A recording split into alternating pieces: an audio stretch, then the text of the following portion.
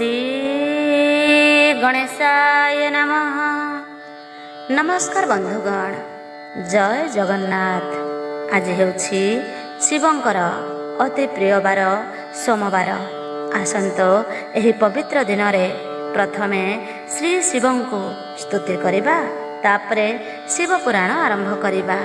किछि समय हेउ पछे शुणिबाको निश्चय चेष्टा करिबे। श्री शिव स्तुति।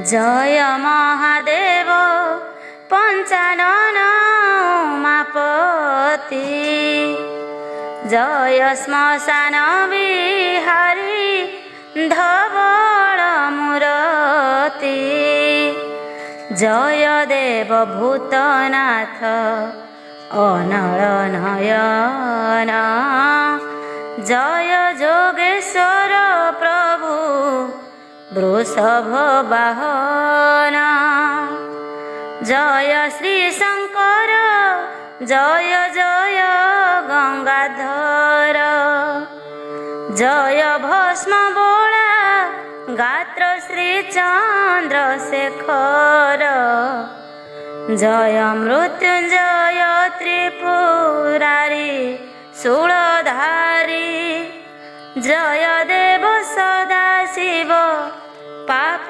तापहारी, जय कैलास मंडन भूतंकर ईश, जय विभूति भूषण प्रभु कृतिवास, जय विषपानकारी जोगाधि पुरुष, जय देव विरूपाक्ष धूर्जटि गिरीश, जय दिगंबर व्याघ्रंबर धरहर, जय पिनाकी खट्वांग कर्पूर गौर, जय सुरासुर नर आदिंक पूजित, जय श्री मुकुंद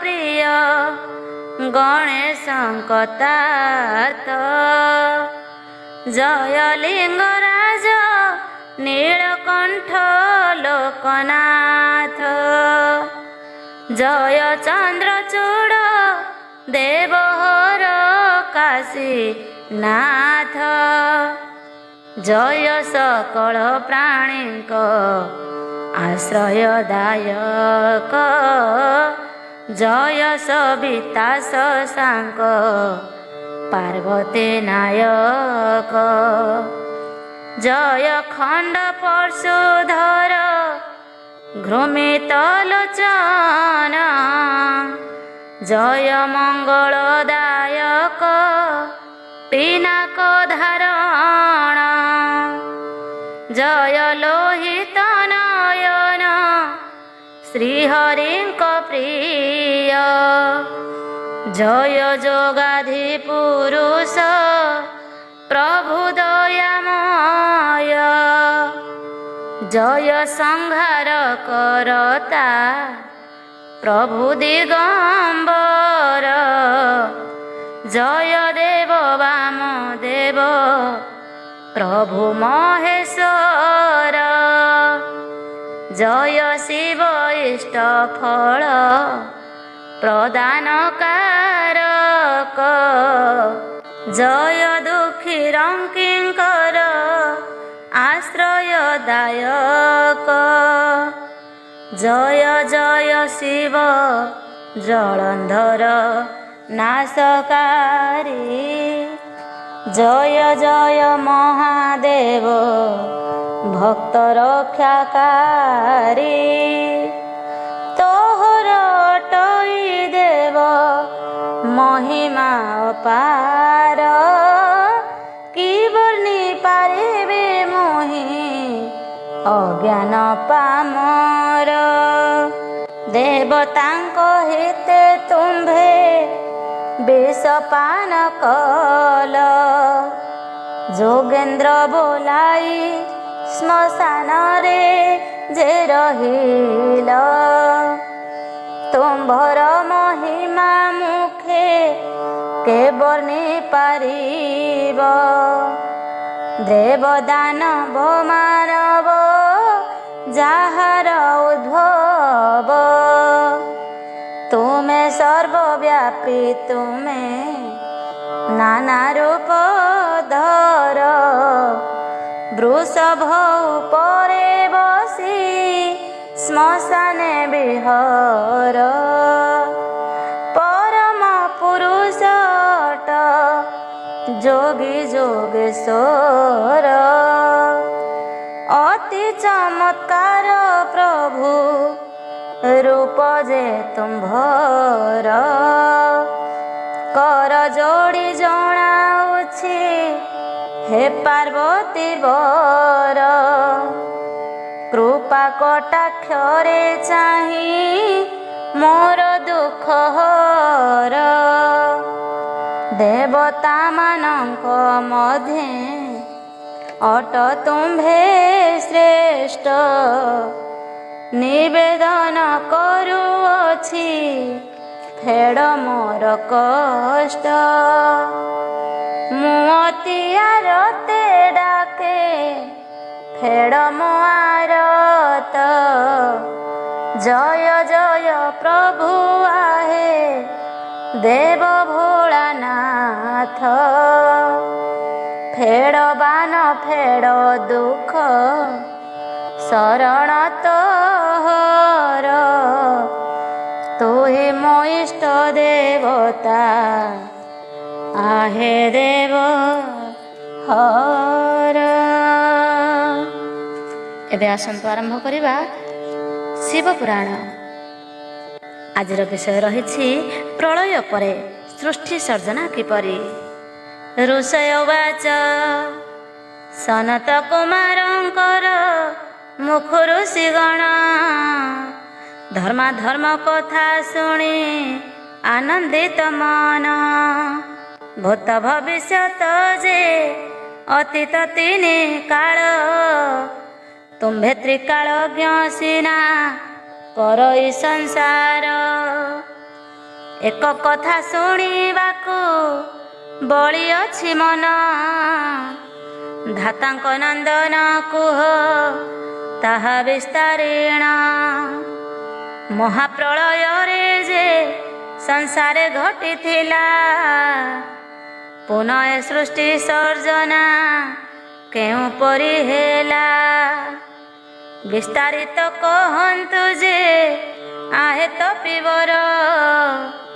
तब मुखरु शुणिले होइबु उद्धार। सनत कुमार वाच मन कर्ण देई शुण सर्व ऋषिगण। सृष्टि सर्जना विषय करिबि वर्णन। महाप्रलय जे घटी थिला संसारेण। पृथ्वी भरी नथिला घन अंधकारे। नथिलेटी चंद्र सूर्य नक्षत्र मंडली। सृष्टि मध्य अंधकार रहिथिला पुरी। राहु ग्रास चंद्र परी दिशई संसार। सारा सृष्टि परिपूर्णे थिला अंधकार। एका रही देव देव देव त्रिलोचन। सर्वे प्रलय रे होई थिलेटी विलीन।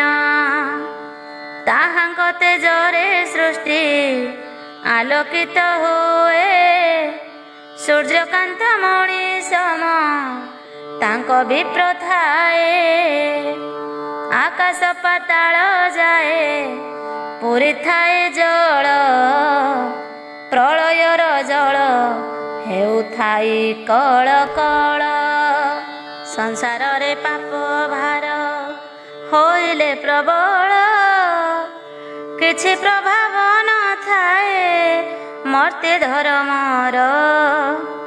धर्म जानते पृथ्वी देवी धार धार होई।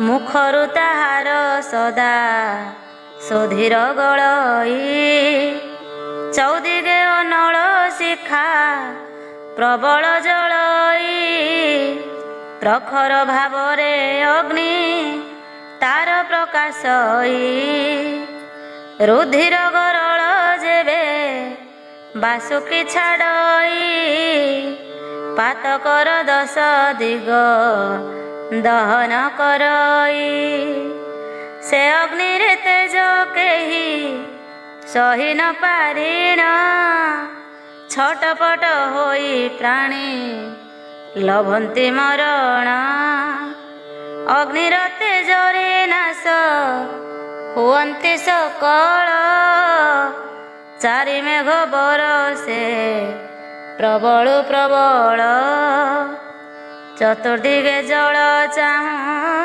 ଚାହୁଁ ଘୋଟି ଯାଏ ଘଡ଼ଘଡ଼ି ଶବଦରେ ମେଦିନୀ କମ୍ପାଏ ବସୁମତୀ ସେ ଆଘାତ ସହିପାରେ ନାହିଁ ମସ୍ତକରୁ ବସୁମତୀ ଦିଏ ସେ ପକାଇ ଭୂମିକମ୍ପ ହୋଇବାରୁ ପର୍ବତ ସକଳ ଗଳି ନ ପଡ଼ନ୍ତି ସର୍ବେ ପାତାଳ ନଗର ଚୌଦିଗେ ଜଳ ରାଶି ଘୋଟଇ ପ୍ରବଳ ପ୍ରଳୟ ଗର୍ଜନ କରି ସିନ୍ଧୁ ଲଙ୍ଘେ କୂଳ ବିରାଟ ପୁରୁଷ ଏସନକ ଦେଖି ରୀତି ଅନନ୍ତ ନାଗ ଉପରେ ସୂକ୍ଷ୍ମ ରୂପେ ସ୍ଥିତି କ୍ଷୁଦ୍ର ରୂପ ହୋଇ ହୁଅନ୍ତି କଳ୍ପ ବଟରେ ସକଳ ପ୍ରାଣୀ ଗଣଙ୍କୁ ଭରିଣ ଗର୍ଭରେ 33 କୋଟି ଦେବତା ବ୍ରହ୍ମାଙ୍କ ସଙ୍ଗରେ ଲୋପ ହୋଇ ଯାଆନ୍ତି ସେ ବ୍ରହ୍ମ ପ୍ରଳୟରେ ବ୍ରହ୍ମେ ଲୟ କରି ଏକ ମାସ ସେ ବଞ୍ଚନ୍ତି ପ୍ରଳୟ ଜଳ ତାଙ୍କର କଲେ ନାହିଁ କ୍ଷିତି ଘନ ଅନ୍ଧକାର ଘଟି ଥାଏ ପୃଥିବୀରେ ଚନ୍ଦ୍ର ସୂର୍ଯ୍ୟ ନ ହୁଅନ୍ତି ଆକାଶ ମାର୍ଗରେ ମଦ ପ୍ରଳୟ ଜଳର ଲହଡ଼ି ଘାତରେ ପଶନ୍ତି ସର୍ବେ ବିରାଟ ପୁରୁଷ ଦେହରେ ବିରାଟ ପୁରୁଷ ନାମ କରିଣ ଧାରଣ ପ୍ରଳୟ ଜଳୁ ବଞ୍ଚନ୍ତି ଦେବ ସଂକର୍ଷଣ ଏହିପରି ଅତୀତ ହୋଇଲା ବହୁ କାଳ ବ୍ରହ୍ମ ପ୍ରଳୟରୁ କାହିଁ ନକମଇ ଜଳ ଦେଖିଏ ସନ ଦୁର୍ଦଶା ଦେବ ଦେବ ହର ନିରାକାରଙ୍କୁ ଜାଣନ୍ତି ତପ କରି ଘୋର ତପ କରିବାରୁ ଉଦୟ ହୋଇଲା ଜ୍ଞାନ ବିରାଟ ପୁରୁଷ ନିଦ୍ରା ହୋଇଲା ଭଗନ ପାଶକୁ ଶିବଙ୍କୁ ଡକାଇଣ ପରମ ବ୍ରହ୍ମ ଅମାପ ଶକତି ତାଙ୍କୁ କରିଣ ପ୍ରଦାନ ଶିବ ଶକ୍ତି ଦୁହେଁ ଯହୁଁ ଏକାକାର ହେଲେ ସୃଷ୍ଟି ସର୍ଜନା ପାଇଁକି ସମର୍ଥ ହୋଇଲେ ପଞ୍ଚମହାଭୂତ ଜ୍ଞାନ ଉତ୍ପନ୍ନ କରିଲେ ପ୍ରକୃତି ଗଣ ତହିଁରୁ ସମ୍ଭୂତ ହୋଇଲେ ଶବ୍ଦ ସ୍ପର୍ଶ ରୂପ ରସ ଗନ୍ଧ ଏକ ହେଲେ ଏମାନଙ୍କ ଠାରୁ ପ୍ରାଣ ଉତ୍ପନ୍ନ ହୋଇଲେ ସମାନ ବ୍ୟାନ ପାନ ଉଦ୍ଦାନରେ ବ୍ୟାନ ଏମାନଙ୍କ ଠାରୁ ଜାତ ହୋଇଲା ତ୍ରିଗୁଣ ତ୍ରିଗୁଣ ଜନମ ହେଲେ ତିନୋଟି ଠାକୁର ବ୍ରହ୍ମା ବିଷ୍ଣୁ ତମ ଗୁଣ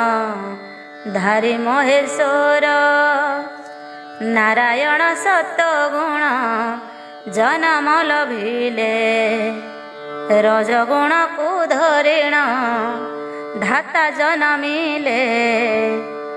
ଓହେ ଦିଶେ ସଦା ଶିବ ଧରି ତମ ଗୁଣ ଜଗତର ମୂଳାଧାର ସେ ହେଲେ ଜନମ।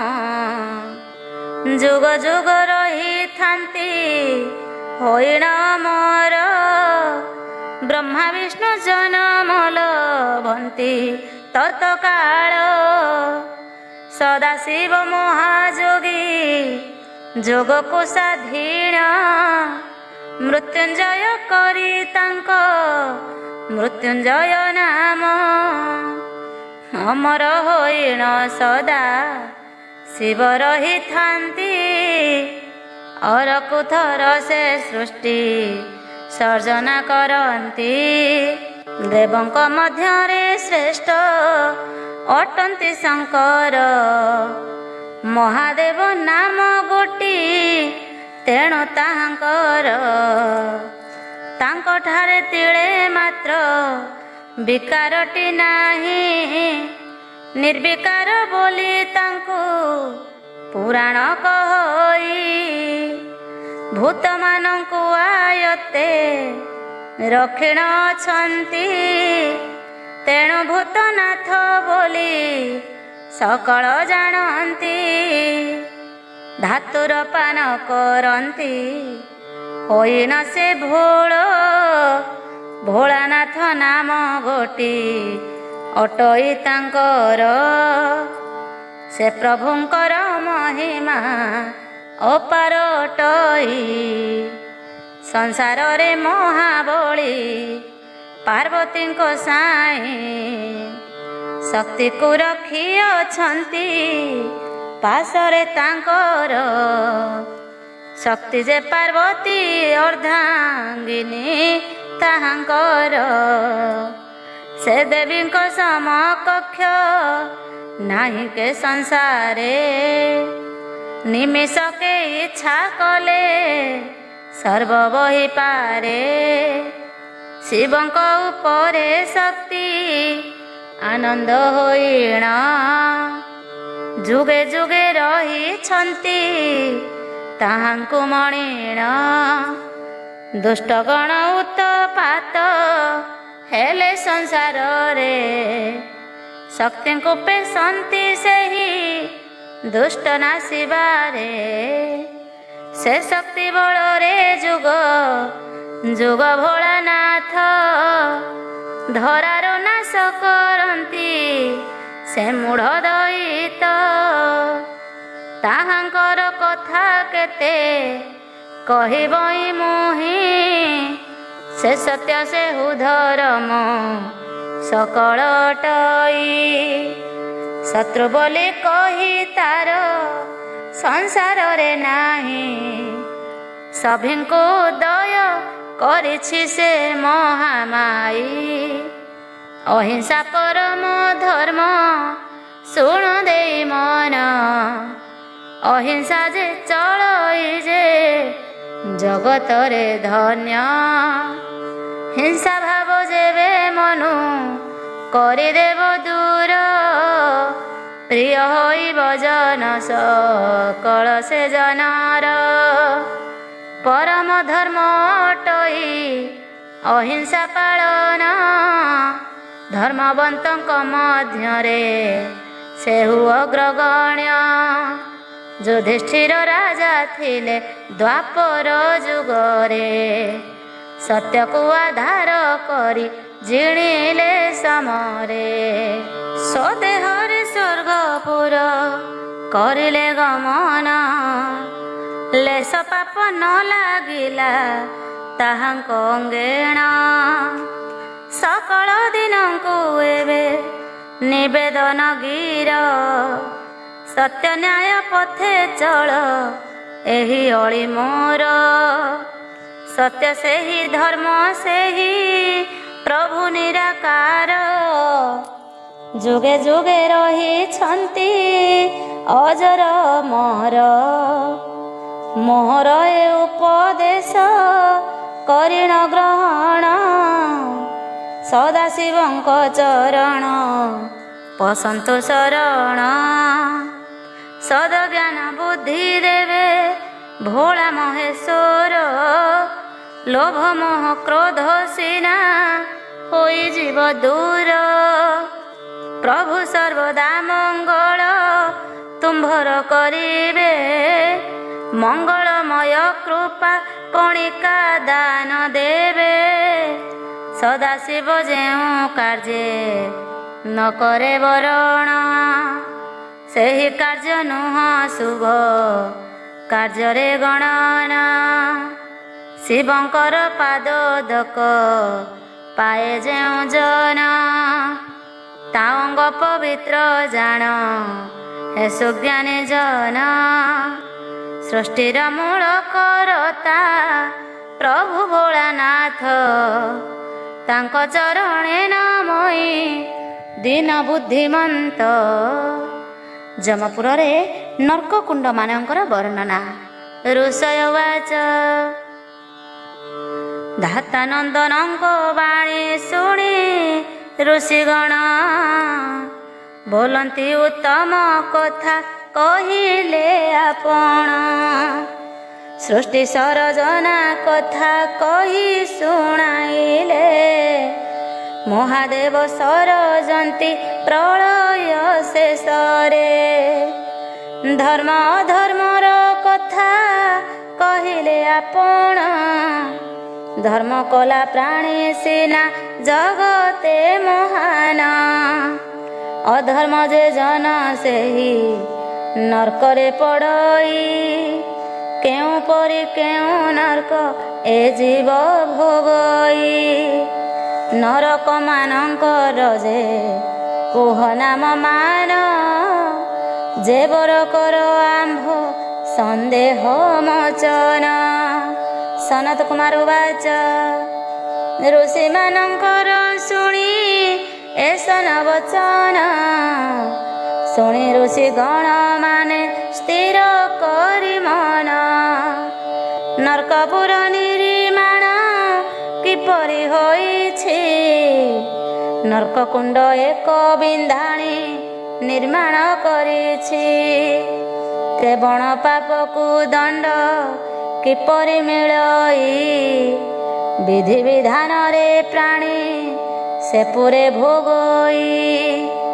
ଆଦ୍ୟ ପ୍ରାନ୍ତ କହୁଅଛି ମୁହିଁ ବିସ୍ତାରିଣ ସେ ବିଷୟରେ ହୃଦୟେ ଅଛି ଯାହା ଜ୍ଞାନ। ଯେବେ ନର୍କକୁଣ୍ଡ ଯମ ପୁରରେ ଅଛଇ ମୋ ପକ୍ଷେ କହିବା କେବେ ନଥିବ ନୁହଇ। ପ୍ରଧାନ ପ୍ରଧାନ ଯେଉଁ ନର୍କକୁଣ୍ଡ ମାନ 84 ନର୍କ ବୋଲି ଅଛଇ ପ୍ରମାଣ। ମଳମୂତ୍ର ରୌରବ କୁମ୍ଭୀପାକ କହି ଅନଳ ତପ୍ତ ଅଗ୍ନି ଅଶ୍ରୁ ମଜା ହୋଇ। କ୍ରମେ ଶୋଣିତ କୁଣ୍ଡ ଆହୁର ଯେ ଅନ୍ୟାନ୍ୟ ନର୍କକୁଣ୍ଡ ଯମପୁରେ ଅଟଇ ପ୍ରଧାନ। ପଚା ମାଂସ ରହିଅଛି କୁଣ୍ଡର ମଧ୍ୟରେ ପଶି ନ ହୁଏ ଦୁର୍ଗନ୍ଧେ ସଞ୍ଜୀବନୀ ପୁରେ। ପୂଜ କୁଣ୍ଡ କାହିଁ ପୁଣି କୁଣ୍ଡରେ ରୁଧିର କେଉଁଠାରେ ଫୁଟୁଥାଇ ତପତ ତୈଳ। ଏହିପରି ରହିଅଛି ବହୁ କୁଣ୍ଡମାନ ଯମରାଜ ନ ପାପୀଙ୍କୁ ପକାଏ ନେଇଣା। ପରହିଂସା ଯେଉଁ ଜନ ସର୍ବଦା କରଇ ଅନ୍ତେ ଅନଳ କୁଣ୍ଡରେ ସେ ଜନ ପଡ଼ଇ। ଜଳୁଥାଇ ତହିଁ ବୈଶ୍ୱାନର ଯେ ପ୍ରବଳ ତପ୍ତ ଲୌହ ଗଡ଼ ମାନ ହେଉଥାଇ ଜଳ। ଦିଶୁଥାଇ ସେ ଅନଳ ହିଙ୍ଗୁଳ ବରନ ତହିଁ ପାତକୀକୁ ନେଇ ପକାଏ ସମାନ। ଦେହର ଗଣଇ ପାପୀଙ୍କର ଲୋମମାନ। ସେତେ କାଳ ଯମରାଜ ଥାଏ ପକାଇଣ। ଶେଷେ ଜନମ ଦିଅଇ ପଶୁର ଜନିରେ। କଷ୍ଟ ଲାଘବ ହୁଏ ତା ତିନି ଜନମରେ। ତୃଷାର୍ଥ ଜନଙ୍କୁ ଯେହୁ ଜଳ ନ ଦିଅଇ। ସ୍ୱୟଂ ଜନ୍ତୁପତି ତାଙ୍କୁ ପ୍ରବଳ ଦଣ୍ଡଇ। ଅନ୍ତେ ଯମଦୂତେ ତାକୁ ନିଅନ୍ତି ବାନ୍ଧିଣ। ତପତ କୁଣ୍ଡରେ ଫିଙ୍ଗି ଦିଅନ୍ତି ବହନ। 7 ଜନ୍ମ ଯାଏ ସେହି ତହିଁଣ ପଡ଼ଇ। ପକ୍ଷୀ ରୂପେ ସେହି ପ୍ରାଣୀ ଜନମ ଲଭଇ। ପିତୃଶ୍ରାଦ୍ଧ ଦିବସରେ ସଦା ଯେଉଁ ଜନ ମଳିନ ବସ୍ତ୍ର ପକାଏ ରଜକ ଗୃହେଣ। ମୃତ୍ୟୁ ପରେ ଯମଦୂତେ ତାକୁ ଘେନି ଯାଆନ୍ତି। କ୍ଷୀର କୁଣ୍ଡରେ ନେଇଣ ପକାଇ ଦିଅନ୍ତି। ଧୋବ ଘରେ 7 ଜନମ କରାଏ। ପ୍ରତି ଜନମରେ ନର୍କ ଭୋଗ କରେ ସିଏ। ପରଧନ ମାନ ସେହି ହରଣ କରଇ। ଦେବଶ୍ରୀ ବ୍ରହ୍ମସ୍ୟ ଧନ କିଛି ନ ମାନଇ। ଅନ୍ତେ ଯମରାଜ ତାକୁ ବାନ୍ଧି କରି ନିଏ। ପିଠିରେ ତାହାର କଣ୍ଟା ଥୋଡ଼ି ନ ପକାଏ। ଅବଶେଷେ ବିଷ୍ଠା କୁଣ୍ଡେ ଦିଅନ୍ତି ପକାଇ। କଷ୍ଟ ଯାହା ପାଏ ମୁଖେ କହି ତ ନୁହଁଇ। ଜନ୍ମ ଜନ୍ମ ଧରି ବିଷ୍ଠା ସେ କଣେ ଭକ୍ଷଣ। ଏପରି ଦୁର୍ଦାନ୍ତ ଦଣ୍ଡ ଦିଅଇ ସମାନ।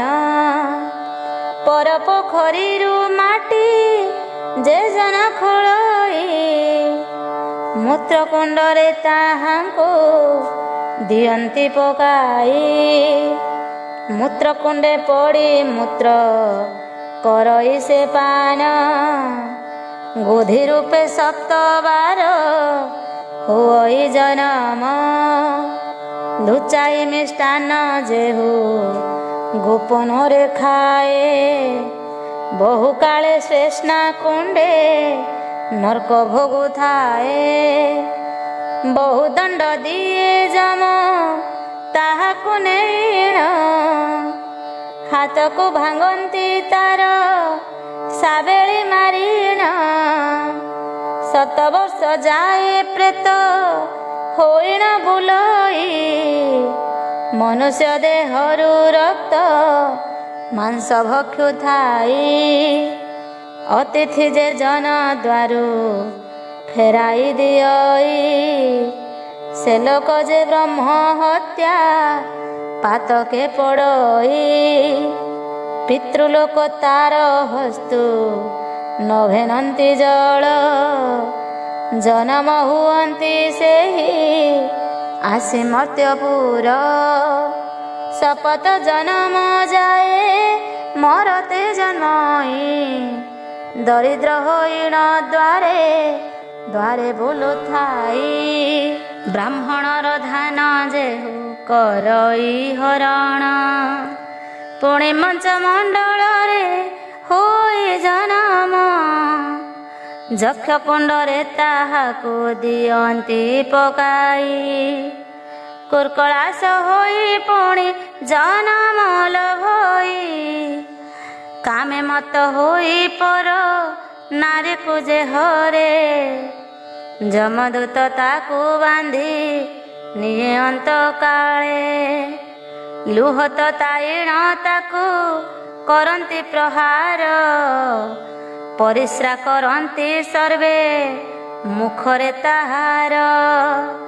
7 ବର୍ଷ ଅଶ୍ରୁ କୁଣ୍ଡେ ଦିଅନ୍ତି ଦିଅନ୍ତି ପକାଇ ଜନମଲ ଭଇ ମର୍ତ୍ତେ ଗୌଡ଼ୁଣୀ ହୋଇ ଇଷ୍ଟ ଦେବତାଙ୍କୁ ବସ୍ତ୍ରେ ପ୍ରହାର କରଇ ବ୍ରାହ୍ମଣ ମସ୍ତକ କ୍ରୋଧେ ଯେଜନ କାଟଇ ଅଶ୍ରୁକ କୁଣ୍ଡରେ ଅନ୍ତେ ପକାନ୍ତି ତାହାକୁ ଲୁହା କଣ୍ଟା ମାରି କଷ୍ଟ ଦିଅନ୍ତି ଶରୀରକୁ ସହସ୍ର ବର୍ଷ ଯାଏ ନରକ ଭୋଗ ଯେ କରଇ 7 ଥର ସବରି ଗୃହରେ ଜନମଇ ବ୍ୟାଧ ରୂପେ ବୁଲୁଥାଏ ଅରଣ୍ୟରେ ଯାଇ ପଶୁ ପକ୍ଷୀ ମାରି ମାଂସ ଭକ୍ଷଣ କରଇ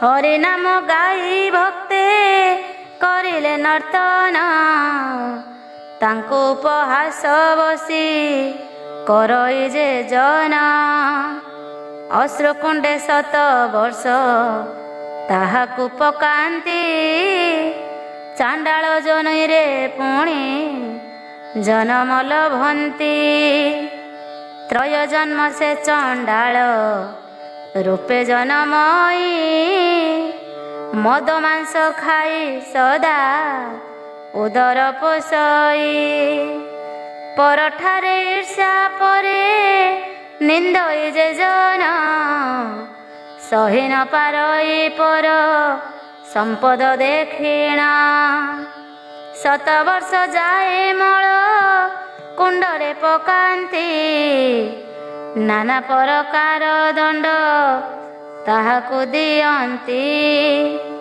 ଗଧ ହୋଇ ଜନମଇ ମରତ ମଣ୍ଡଳେ 3 ଜନ୍ମ ଯାଏ ସେହି ବୁଲଇ ଶୟଳେ ବଧିରକୁ ପରିହାସ ଯେ ଜନ କରଇ କର୍ଣ୍ଣମଳ କୁଣ୍ଡେ ସେହି ଜନ ଯେ ପଡ଼ଇ ମାନବ ଶରୀରେ ଜନ୍ମ ନିଏ ମରତରେ 7 ଜନ୍ମ ଯାଏ ସେହି ହୋଇ ବଧିର ଧନ ଲୋଭେ ପ୍ରାଣୀଙ୍କୁ ଯେ ବିନାଶ କରଇ ମହାକୁଣ୍ଡେ 7 ବର୍ଷ ଯାଏ ସେ ଗଡ଼ଇ ଶଶକ ରୂପରେ 7 ପାଏ ଜନ୍ମ ମାଛ ହୋଇ ପୋକ ଜୋକ କରଇ ଭକ୍ଷଣ ଧନ ଲୋଭେ କନ୍ୟା ବିକ୍ରି ଯେ ଜନ କରଇ ଯମଦୂତେ ମାଂସ କୁଣ୍ଡେ ଦିଅନ୍ତି ପକାଇ ଲୁହାର ଯଷ୍ଟି ଧରି ସେ କରନ୍ତି ପ୍ରହାର ତେନ୍ତୁଳିଆ ବିଛା ଭରି ଦିଅନ୍ତି କର୍ଣ୍ଣର କାନ୍ଦୁଥାଏ ଉଚ୍ଚ ସ୍ୱରେ ରଡ଼ି ଛାଡ଼ି ସେହି ନିଆଁରେ ପକାନ୍ତି ହାତ ଗୋଡ଼ ବାନ୍ଧି କରି ଛଟପଟ ହୋଇ ନାନା କଷ୍ଟ ଭୋଗ କରେ ନରକରେ ପଡ଼ିଥାଏ ସେହି ପ୍ରକାରେ 3 ବାର ଘୁଷୁରି ଯୋନିରେ ଜନ୍ମ ଦିଏ 7 ବାର ବାନରୀ ଗର୍ଭରେ ଜନ୍ମ ପାଏ 7 ଜନ୍ମ ଯାଏ ସେହି ହୁଇ କୁକୁର ମଳ ସଦା ସର୍ବଦା ସେ କରଇ ଆହାର ପୁଣି ନର ହୋଇ କରି ଲଭଇ ଜନମ ବାଚାଳନ ହୋଇ ମୁକ ପଣେ ଦିଏ ଦିନ ପିତୃଶ୍ରାଦ୍ଧ ଦିନ ଯେହୁ କ୍ଷୌର ହୁଇ 7 ବର୍ଷ ଯାଏ ନରକ କୁଣ୍ଡରେ ପଡ଼ଇ ଯେଉଁ ପଦାର୍ଥରେ କେଶ ହୁଇ ପତନ ସେ ଦ୍ରବ୍ୟ ନେବା ଶିବଙ୍କୁ ଯେ କରେ ପୂଜନ କେଶ କୁଣ୍ଡରେ ପକାନ୍ତି ତାକୁ ଯମଦଣ୍ଡ ହସ୍ତପଦକୁ ତାହାର କରନ୍ତି ବନ୍ଧନ ନିଚ କୂଳରେ ଜନମ ତାହାକୁ ଦିଅନ୍ତି। ଗୋମାଂସ ଭକ୍ଷିଣ କେତେ କରଇ ଅନୀତି। ପିଣ୍ଡ ଗୟା ତୀର୍ଥରେ ସେ କେବେ ନ ଦିଅଇ। ଯମଦୂତେ ବହୁ ଦଣ୍ଡ ତାହାକୁ ଯେ ଦେଇ। ଅସ୍ଥି କୁଣ୍ଡରେ ପକାନ୍ତି ତାହାଙ୍କୁ ନେଇଣ। ଅୟୁତ ବର୍ଷ ଯାଏ ତା କୁଣ୍ଡେ ବାସସ୍ଥାନ। ମାନବ ଜନିରେ ସେହି ଜନମଲ ଭଇ। ଦ୍ୱାରେ ଦ୍ୱାରେ ଭିକ୍ଷା ବୃତ୍ତି କରେ ଅନ୍ଧ ହୋଇ। ଗର୍ଭବତୀ ନାରୀ ଯେହୁ କରଇ ହରଣ। ତ୍ରାମ କୁଣ୍ଡେ ଯମ ତାକୁ ଦିଏ ପକାଇଣ। ଛିଡ଼ି ଯାଏ ହସ୍ତ ପଦ ଦୁଃଖରେ ରହିଣ। ଅଙ୍ଗହୀନ ହୋଇଯାଏ ମନୁଷ୍ୟ ଜନମ। ଅବିବାହୀ କନ୍ୟା ହରଇ ଯେ କଳାକାରେ। 7 ବର୍ଷ ପଡ଼ଇ ସେ ଲୌହ କୁଣ୍ଡରେ। ଶେଷେ ଜନମ ହୁଅଇ ରାଜକ ଗୃହରେ। ପରବସ୍ତ୍ର ଧୁଏ 7 ଜନମ ତହିଁରେ। ବହୁ କଷ୍ଟ ପାଏ ହୋଇଣ ସେ ଧନ ହୀନ। ନିଅଣ୍ଟ ହୁଅଇ ଯେତେ କରେ ଅରଜନ। ଝାଳ ହାତରେ ଯେ ଜନ ଦେବତା ପୂଜଇ। ଶ୍ଵେତ କୁଣ୍ଡରେ ତାହାକୁ ଦିଅନ୍ତି ପକାଇ। ଶୂଦ୍ର ଘରେ ଯେଉଁ ବିପ୍ର ଭୋଜନ କରଇ। ସୁରା କୁଣ୍ଡେ 7 ଜନ୍ମ ଯାଏ ପଡ଼ିଥାଇ। ନୈବେଦ୍ୟ କରିଣ ଯେହୁ ଭୋଜନ ନ କରେ। ଶେଷରେ ପକାଏ ଯମ କୁରୁମି କୁଣ୍ଡରେ। ଶୂଦ୍ର ଶବ ଯୋନି ଯାଏ ଯେ ବଣ ବ୍ରାହ୍ମଣ। ପୂଜ କୁଣ୍ଡରେ ପଡ଼ିଥାଏ ସେ ଯେ ଦୁର୍ଜନ। ନିର୍ଦ୍ଦୟ ହୋଇ କ୍ଷୁଦ୍ର ଯେ ପ୍ରାଣୀ ଯେ ମାରଇ। ପକାଏ ଯମ ତାହାକୁ ମକ୍ଷିକା କୁଣ୍ଡେ ନେଇ। ଭାଙ୍ଗି ମହୁ ଫେଣା ମହୁ ମାଛି ବିନାଶଇ। କୃମି କୁଣ୍ଡେ ପଡ଼ି ନାନା କଷ୍ଟ ଶେଷ ହୋଇ। ବ୍ରାହ୍ମଣକୁ ପ୍ରହାର କରଇ ଯେ ଦୁର୍ଜନ। ବଜ୍ରଦ୍ରଷ୍ଟ କୁଣ୍ଡେ ସେହି ହୋଇ ପତନ। ପ୍ରଜାଙ୍କୁ କଷ୍ଟ ଦେଇ ସେ ରାଜଧନ ନିଏ। ବୃଶ୍ଚିକ କୁଣ୍ଡରେ ପଡ଼ି ଦୋଷ ଭୋଗେ ସିଏ। ଯେତେକ ଯାତନା ତାର କହିଣ ନୁହଁଇ। ନିଚ କୂଳେ ନେଇଣ ସେ ଜନ୍ମ ତାକୁ ଦେଇ।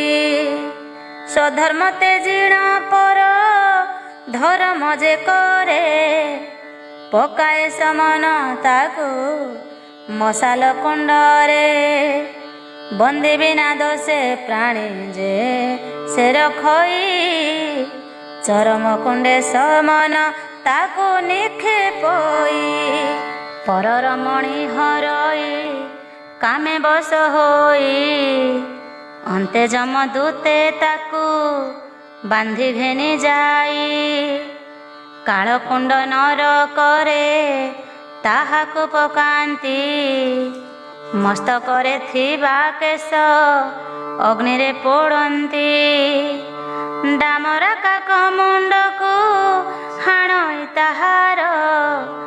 ବେନି ଚକ୍ଷୁ ଖୋଳି ଦିଅନ୍ତି ତାହାର ଥଣ୍ଟର। ମୁଖରେ କଷ୍ଟ ତାହାର କହିକେ ପାରଇ। ମରିଗଲି ମରିଗଲି ରଡ଼ି ଛାଡ଼ୁଥାଇ। ନରକ ଭୋଗଇ ସେ ତ ସହସ୍ର ବରଷ। ଜନମଇ ପୁଣି ହୋଇ ଧରାରେ ମନୁଷ୍ୟ। ଛିଡ଼ି ପଡ଼େ ଗୋଡ଼ ହାତ ହୁଏ ଅଙ୍ଗହୀନ।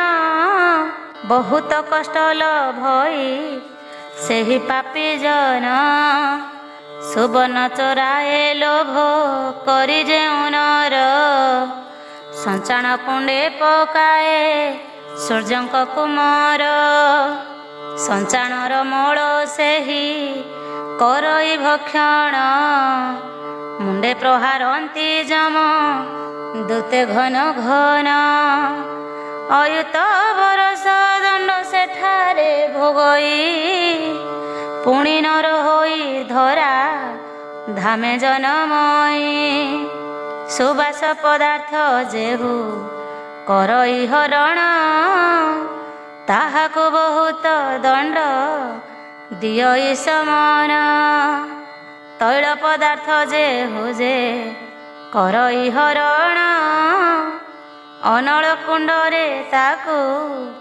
ପକାଏ ସମାନ ପୋଡ଼ିଯାଏ ଦେହ ତାର ରଡ଼ି ଛାଡ଼ୁଥାଇ ଦେହରେ ତେଲ ତାହାର ଦିଅନ୍ତି ପକାଇ ବଳ କୌଶଳେ ହରେ ପରଭୂମି ଯେହି ତପ୍ତ ତୈଳ କୁଣ୍ଡରେ ପଡ଼ଇ ସେ ଯାଇ ପାଉଁଶ ଭକ୍ଷଇ ସପ୍ତ ମନ ପରିଜନ୍ତେ କେ କହିପାରିବ ତାର ଯେତେ ପାଏ କଷ୍ଟ ଧନର ଜୟୀ ଯେହୁ କରି ଖଣ୍ଟ ବୃତ୍ତି ଅନ୍ତେ ଯମ ଗଣେ ତାକୁ ବାନ୍ଧିଣ ନିଅନ୍ତି ଚୁଟିକୁ କାଟିଣ ମାଡ଼ ଦିଅନ୍ତି ବହୁତ 80 ପତ୍ର କୁଣ୍ଡେ ଯମ ପକାଏ ସତେତ 14 ମନ ପର୍ଯ୍ୟନ୍ତ ତହିଁରେ ରହି ନିର୍ଦ୍ଦୟ ପୂରଣ କେହି ଦୟା ନ କରଇ ନ ଦିଅନ୍ତି ଅନ୍ନ ପାଣି କଷ୍ଟରେ ବଞ୍ଚଇ କ୍ଷୁଧାରେ ବିକଳ ଛଟ ପଟ ହେଉଥାଇ ବ୍ରାହ୍ମଣକୁ ବଧି ତାର ଧନ ଯେ ସୁହରେ ଯମ ଗଣି ବାନ୍ଧି ତାକୁ ନିଅନ୍ତି ଯମପୁରେ ଖଡ଼ଗ କୁଣ୍ଡରେ ଦୂତେ ପକାନ୍ତି ତାହାକୁ ସତମଳୁ ଯାଏ ସେହି ଭୋଗଇ କଷ୍ଟକୁ ତାହାର ଯହୁଁ ନୟନେ ଦେଖଇ ବିଦୀର୍ଣ୍ଣ ହେବ ହୃଦୟ ନ ପାରିବ ସହି ମରତ ମଣ୍ଡଳେ ପୁଣି ଲୋଭଇ ଜନମ ଘୁଷୁରି ଜନମି ବିଷ୍ଠା କରଇ ଭକ୍ଷଣ ଅଗ୍ନି ଲଗାଇ ଯେ ଗୃହ କରଇ ବହନ ଖୁରଧାର କୁଣ୍ଡରେ ସେ ହୋଇ ପତନ ତହିଁରେ ପଡ଼ି ଯାତନା ଅନେକ ଭୋଗଇ ବୁଲୁଥାଏ ପୃଥିବୀରେ ପ୍ରେତଟିଏ ହୋଇ ମନୁଷ୍ୟ ହୁଅଇ ସପ୍ତ ଜନମ ଅନ୍ତରେ 16 ରୋଗ ହୁଏ ଦିନ ବିତଇ କଷ୍ଟରେ କୁଷ୍ଠ ରୋଗୀ ହୁଅଇ ସେ ଶପଥ ଜନମ କଷ୍ଟ ଭୋଗୀ ଅତି ଦୁଃଖେ ବଞ୍ଚଇ ସେ ଦିନ ଘୃଣା ଯେହୁ ବ୍ରାହ୍ମଣଙ୍କୁ ଦେଖିଣ କରଇ ମୂଢ଼ପଣ କରିଦେବ ଗଣେ ନ ମାନଇ ପରକୁ ନିନ୍ଦଇ ଯେହୁ ଦେଖାଇ ବଡ଼ାଇ ସୂଚି ନର କରେ ସେହି ବ୍ୟକ୍ତିଟି ପଡ଼ଇ ସୂଚିମାନ ଫୋଡ଼ି ହୁଏ ଅଙ୍ଗରେ ତାହାର ସୁମରି ଧର୍ମ ଦିନ କାଟଇ ତାହାର 3 ଯୁଗ ପରେ ମର୍ତ୍ତେ ଜନମ ହୁଅଇ 7 ଜନ୍ମ ଭର ଗରୁ ପରେ ଜନମଇ ବଜ୍ର କୀଟ ହୁଏ 7 ଜନମ ବିତଇ ଭସ୍ମ କୀଟ ରୂପେ 7 ଜନ୍ମ ସେ ଜନ୍ମଇ ବୃଶ୍ଚିକ ରୂପରେ ପୁଣି ଜନମଲ ଭଇ ଶତକଳ୍ପ କଷ୍ଟ ତାର କହି ନ ହୁଅଇ। ପର ଘର ଭାଙ୍ଗେ ଯେହୁ କପଟପତିରେ ପର ଧନ ହରି ରଖେ ଆପଣା ଗୃହରେ। ଚିରକାଳ ନରକ ଯନ୍ତ୍ରଣା ଭୋଗ କରେ ତାହାର ଯା ଦୁଃଖ କିଏ କହିବ ମୁଖରେ। ଯମଦୂତେ ପ୍ରସାଦ ତା ମୁଖରେ କରନ୍ତି ଲୌହ କଣ୍ଟାରେ ଶରୀର ତାହାର ଫୁଟାନ୍ତି। ଛେଳି ମେଣ୍ଢା ରୂପେ ଜନ୍ମ ନିଏ 7 ଜନ୍ମ ଗୌଡ଼ୁଣୀ ରୂପେ ପୁଣି ଲଭଇ ଜନମ। ଆଜନମ ଦୁଃଖ କଷ୍ଟେ ବଞ୍ଚଇ ସେ ଜନ ଶ୍ଵେତ କୁଷ୍ଠ ହୁଏ ତାର ଶରୀର ମଧ୍ୟେଣ। ଲୋଭ ସମ୍ଭାଳି ନ ପାରି କ୍ଷୁଦ୍ର କ୍ଷୁଦ୍ର ଦ୍ରବ୍ୟ ଆଣେ ଚୋରି କରି ତାର କଥାକେ କହିବ। ବିଷଦନ୍ତ ଜନ୍ତୁ ଗୃହେ ଯୁଗଏ ରହଇ ବହୁ କଷ୍ଟ ଭୋଗ କରେ ନର ଜନ୍ମ ପାଇ। ଘୋଡ଼ା ହାତୀ ଯେଉଁ ଜନ ଚୋରି କରି ନିଏ ହସ୍ତଦନ୍ତେ ପ୍ରହାରଟି ସେହି ଜନ ଖାଏ।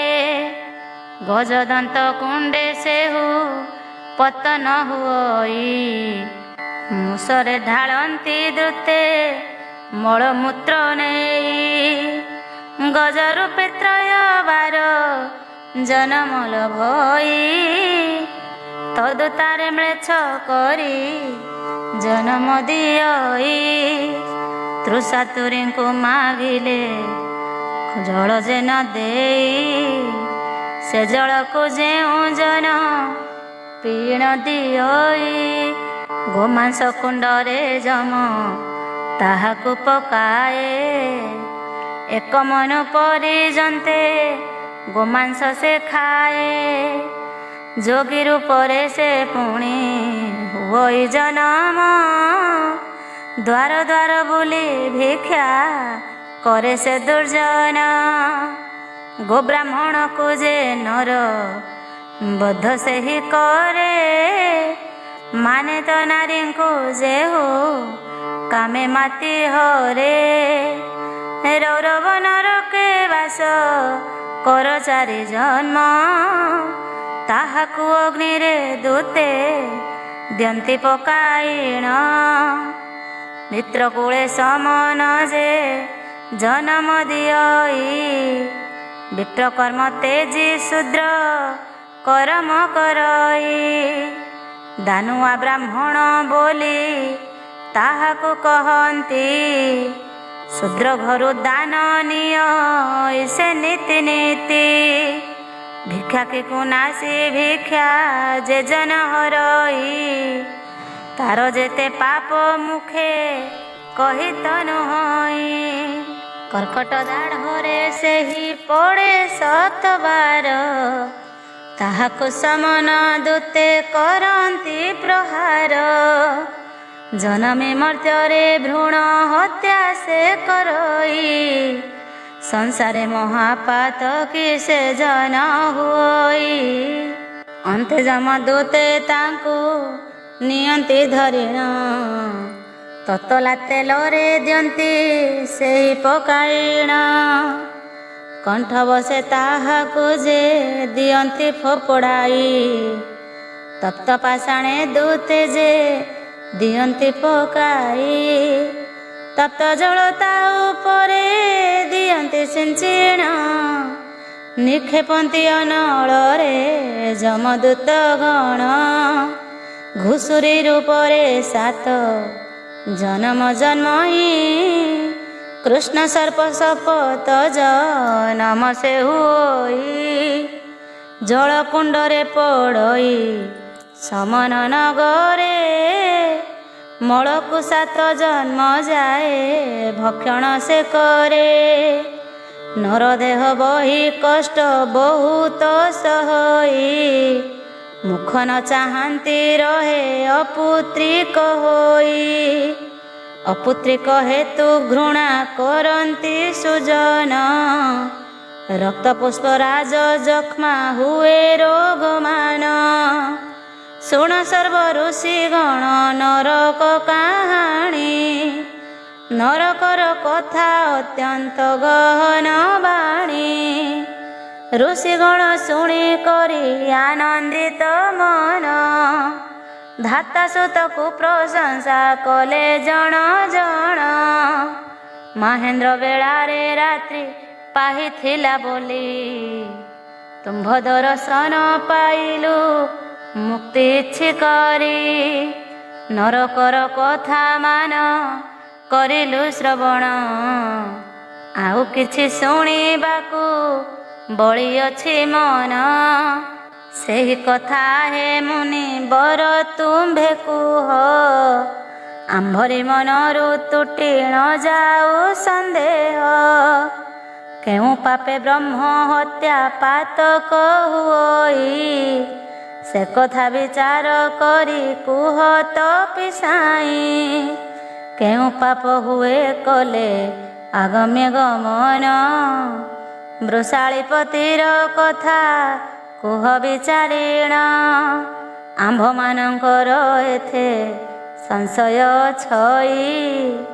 ଦୟାକରି କୁହ ମୋତେ ଆହେ ତପିସାଇ। ଋଷିଙ୍କ ବଚନ ଶୁଣି ଧାତାଙ୍କ ନନ୍ଦନ। କହନ୍ତି ଯା ପୁଛା କଲ ଶୁଣ ଦେଇ ମନ। ବ୍ୟାସଙ୍କ ମୁଖରୁ ମୁହିଁ ଶୁଣିଥିଲି ଯାହା। ତୁମ୍ଭ ସମ୍ମୁଖରେ ମୁହିଁ କହିବଇଁ ତାହା। ସେ କଥା କହୁଛି ଏବେ ମନ ଦେଇ ଶୁଣ। ଯୋଗୀ ରୂପେ ସଦା ଶିବ ଅଟନ୍ତି ଗଣନ। ତନ୍ତ୍ର ମନ୍ତ୍ର ପାଞ୍ଚ ଗୋଟି ଶାସ୍ତ୍ର ଯେ ଅଛଇ। ସାବଧାନେ ଶୁଣ ତାର ନାମ ଦେବି କହି। ଶିବ ଶକ୍ତି ଗଣନାଥ ତିନି ଗୋଟି ଶାସ୍ତ୍ର। ଆବର ଦୁଇଟି ସୌର ତନ୍ତ୍ର ବିଷ୍ଣୁ ତନ୍ତ୍ର। ଏହି ପାଞ୍ଚ ତନ୍ତ୍ର ଯେହୁ ବିଚାରୟାନ। ବ୍ରହ୍ମ ହତ୍ୟା ଦୋଷରେ ସେ ହୁଅଇ ଗଣନ। ମାତା ବିଧବା ବେଦାଚାରୀ ପତ୍ନୀ ଯେ ଯାର। ଭିନ୍ନ ମତେ ସେହି ପାପିଷ୍ଠ ସେ ଦୁରାଚାର। ଶିବ ଭକ୍ତ ସଙ୍ଗେ ଅନ୍ୟ ଭକତକୁ ନେଇ। ଅନ୍ୟ ଦେବ ଭକତଙ୍କ ସମାନ କରାଇ। ପହିଲି ରଜରେ ଭୂମି करे करसण। शिवलिंग न पूजई करई भोजन। ब्रह्म हत्या पापी मध्ये से जनगणन। गोहत्या पातकी कथा मन देई शुण। जे जन गोचर गोदंडा को जे ससई। गुरुजन को उच्चिष्ट भुंजाई दियई। वृषभज चिण जेहु करुथाई छळ। गोहत्या पातकी कही अछंती शंकर। पदरे जे अग्निदेव तांको फोपड़ाई। गोरु गोईठा जे बण मूर्ख जे मारई। स्नान सारी पद धोई घरे जे पसई। ओदा लोगा पिंधि करी जे जन भुंजई। ब्राह्मण जे भुंजई दी बसेबेनी बार। अविवाही कन्या कुह रई जेउ नर। गायत्री संध्या जेउ जन जे न करई। श्राद्ध दिन पितृंकर श्राद्ध न दियई। देवतांको नियमत पूजन न करे। गोहत्या पातकी सेही अटई संसारे।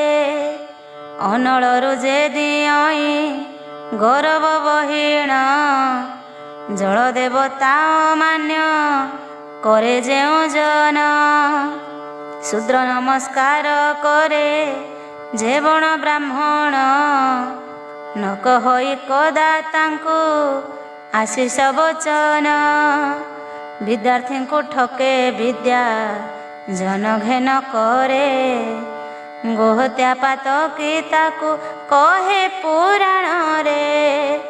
ଗୋହତ୍ୟା ପାତକ ମାନ କହିଲି ବୁଝାଇ, ଅଗମ୍ୟ ଗମନ କଥା ଶୁଣ ମନ ଦେଇ।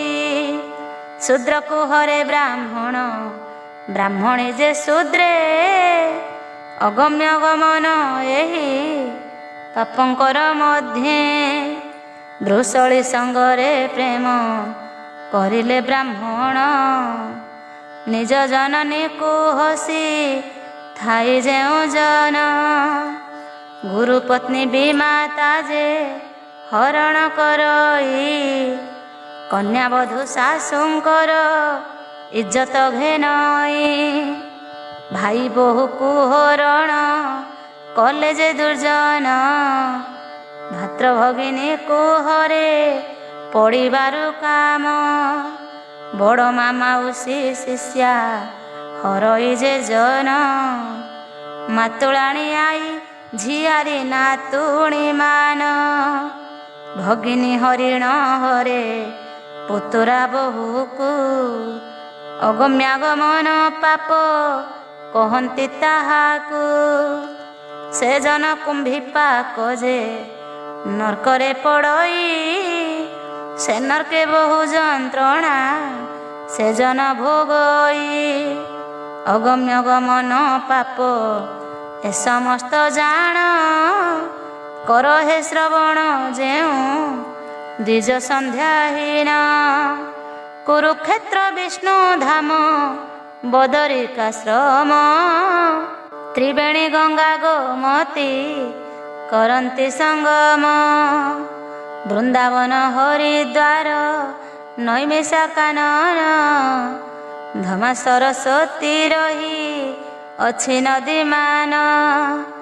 ଯେଉଁ ବେପ୍ର ଏକ ଏ ସମସ୍ତ ଧାମେ ଦିଏ ଦାନ, ଘାଟିଆ ବ୍ରାହ୍ମଣ ତାକୁ କହନ୍ତି ସୁଜନ। ସନ୍ଧ୍ୟା ଚଳୁହୀନ ହୋଇ ଯେହୁ ସାଧୁ ଥାଇ, ରୋଷେଇଆ ବିପ୍ର କଥା କହିବ ବୁଝାଇ। ଏହି ମାନଙ୍କର ପୁରୋହିତ ଯେ ବ୍ରାହ୍ମଣ, ମହାପାପୀଙ୍କ ମଧ୍ୟରେ ହୁଅନ୍ତି ଗଣନ। ଗୌଡ଼ କମାର ତେଲି କେଉଟ ଚମାର, ବୈଶ୍ୟ ଖଣ୍ଟିଆ ଓଡ଼ ଯେ ପୁଣି ବେଣ୍ଟକାର। ଭଣ୍ଡାରୀ ଗୁଡ଼ିଆ ଧୋବା କୁମ୍ଭାର ଯେ ମୋଲା, ବାଉରୀ କୁଣା ତନ୍ତି ଯେ ସତର ହୋଇଲା। ଅନ୍ୟ ଜାତି ଘରେ ଯେହୁ ପାପ ଆଚରଇ, ବ୍ରାହ୍ମଣ ଶୂଦ୍ରର ଗୃହେ ଶୂଦ୍ର ଶୂଦ୍ରେ ହୋଇ। ମୁଖ ଚାହିଁ ନ ଯୋଗାଇ ସେ ପାପୀ ବ୍ରାହ୍ମଣ, ପାତକ ଲାଗଇ ମୁଖ କଲେ ଦର୍ଶନ। ଶୁଣ ବୃଷଳୀପତି ଚରିତ ଦେଇ ମନ, କୁଳଟା ନାରୀ ହସ୍ତରୁ ଯେ କରେ ଭୋଜନ। ଗ୍ରହଣ ବିନାରେ ଅନ୍ନ ଭୋଜନ କରଇ, ଜନ୍ମ ଜନ୍ମାନ୍ତରେ ବୃଷଳୀପତି ହୁଅଇ। ରଜକୁଣ୍ଡ ନରକରେ ସେ ଜନ ପଡ଼ଇ, ଶିମୁଳି ବୃକ୍ଷ ରୂପେ ଯେ ଜନମ ଲଭଇ। ଯାହା ପୁଛା କଲ ମୋତେ ସର୍ବ ଋଷି ଗଣ, କହିଲି ସକଳ କଥା ମୁହିଁ ବୁଝାଇଣ। କହୁଅଛି ଏବେ ନାରୀଙ୍କର ପାପ ପୁଣ୍ୟ, ସକଳ ଏକ ଚିତ୍ତରେ କରନ୍ତୁ ଶ୍ରବଣ। ଗୋଟିଏ ବରକୁ ଯେଉଁ ଯୁବତୀ ବାଛଇ, ତାହାକୁ ତେଜିଆନକୁ ବିବାହ ହୁଅଇ। ଅନ୍ତେ ଫାସ କୁଣ୍ଡରେ ସେ ହୁଅଇ ପତନ, ସେ କୁଣ୍ଡରେ ଭୋଗେ ସେହି ଅଶେଷ ଚେତନ। ଶିବଲିଙ୍ଗକୁ ଯେ ବଣ ନାରୀ ନିନ୍ଦା କରେ, ଅନ୍ତେ ପଡ଼େ ସେହି ଭୀଷ୍ମ କୁଣ୍ଡ ନରକରେ। ଶିବଙ୍କ ଆଜ୍ଞାରେ ସେହି ପିଶାଚ ହୁଅଇ, ଭକତ ମାଉ ରକତ ମାଉଁସ ଭକ୍ଷୀ ଜୀବନ ବଞ୍ଚଇ। କ୍ରୋଧଚିତ୍ତ ହୋଇ ପତିକୁ ଯେ ନିନ୍ଦା କରେ, ପାତକ ଯାହା ଅରଜେ କହି କେ ନ ପାରେ। ଯମଦୂତ ମାନେ ତାଙ୍କୁ ବାନ୍ଧି କରି ନିଅନ୍ତି, ଭଲ କାମ ନରକ ମଧ୍ୟ ପକାଇ ଦିଅନ୍ତି। ଯେତେ ଲୋମ ତା ଦେହରେ ରହିଣ ଛଇ, ସେତେ ବର୍ଷ ଯାଏ ସେହି ନରକେ ପଡ଼ଇ। କେତେ କାଳ ପର୍ଯ୍ୟନ୍ତେ ନରକ ଭୋଗଇ, 7 ଜନ୍ମ ଯାଏ ପୁଣି ବିଧବା ହୁଅଇ। ଯାହା ଶୁଣିଥିଲୁ ତାହା କରିଲୁ ବର୍ଣ୍ଣନ, ଶ୍ରେଷ୍ଠ ଗ୍ରନ୍ଥ ମାନଙ୍କରେ ଶିବ ପୁରାଣ। ପଢ଼ନ୍ତୁ ମା ଭଉଣୀ ଭାଇ ଦେଇ ମନ, ଯମନ ଦଣ୍ଡରୁ ଯେବେ ହୋଇବ ଉଦ୍ଧାର। ସଦାକାଳେ ଧ୍ୟାନ କର ଶିବଙ୍କ ପୟର, ଦିନ ବୁଦ୍ଧିମନ୍ତ ହସ୍ତେ ଲେଖନି ଧରିଣ।